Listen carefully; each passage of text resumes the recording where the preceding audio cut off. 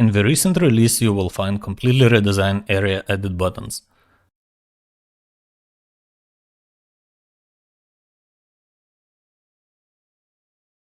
Instead of row at the bottom of each element, it was moved to the top as a drop-down menu.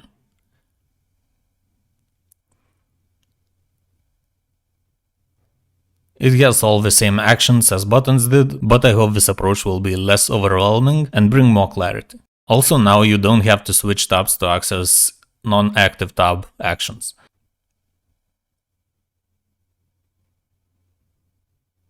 Single area pop-up also features the same approach for buttons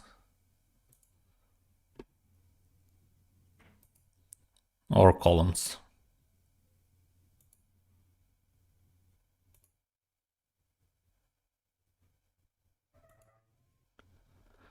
I hope you will enjoy this update and thank you for using my plugin.